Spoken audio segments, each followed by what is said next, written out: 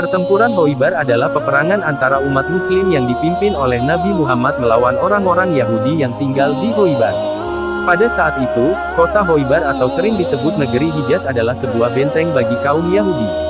Dengan tanah yang subur dan air yang berlimpah, kota ini menjadi tempat perlindungan sempurna bagi kaum Yahudi. Oleh karena itu, Perang Khoibar menjadi salah satu pertempuran umat muslim yang paling sengit karena pasukan Yahudi sangat kuat. Syekh Said Ramadan Al-Buti, dalam kitabnya, Fiqhus Sirah An-Nabawiyah, menceritakan, dalam Perang Khoibar, Rasulullah Shallallahu Alaihi Wasallam berangkat bersama 1.400 orang prajurit. Ketika tiba di Khoibar, Rasulullah menyeru kepada para sahabat, berhentilah kalian. Lalu, Rasulullah berdoa, wahai Allah, Tuhan segala langit dan semua yang dinaunginya, Tuhan segala bumi dan semua yang dipikulnya, Tuhan segala setan dan semua yang disesatkannya, Tuhan segala angin dan semua yang diembuskannya. Sungguh kami meminta kepadamu kebaikan kampung ini, kebaikan penduduknya, dan kebaikan semua yang ada di dalamnya.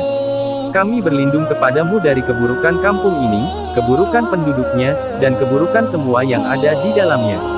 Setelah berdoa, Rasulullah berkata, lanjutkan langkah kalian. Dengan menyebut nama Allah. Menurut Al-Buti, saat berperang, Rasulullah selalu menunggu pagi datang. Jika mendengar azan, ia akan menahan serangan. Ketika sudah berhenti, ia akan menyerang.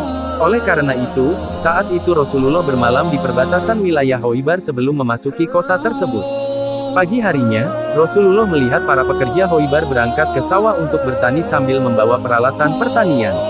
Ketika melihat Rasulullah, mereka berteriak, Muhammad dan pasukannya, dan langsung melarikan diri.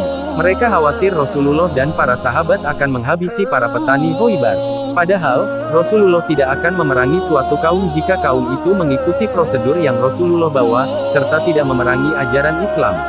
Melihat reaksi penduduk Khoibar itu, Rasulullah berseru kepada para sahabat, Allahu Akbar, Khoribat Khoibar, inna iza nazalna bisa hati qaumin, fasa asobahul munzarin. Artinya, Allah Maha Besar. Hancurlah Khoibar. Jika kita masuk ke wilayah mereka pagi ini, pasti akan menjadi pagi yang buruk bagi orang-orang yang telah diberi peringatan itu. Rombongan pasukan Rasulullah akhirnya kembali ke Madinah setelah berhasil menaklukkan Khoibar. Mereka semua kembali melalui Wadil Quro, sebuah wilayah yang dikuasai oleh kaum Yahudi yang lain.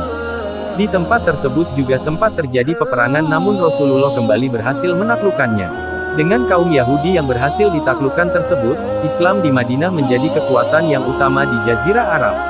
Masyarakat yang tenang semakin terwujud dan Nabi Muhammad dapat lebih fokus untuk berdakwah.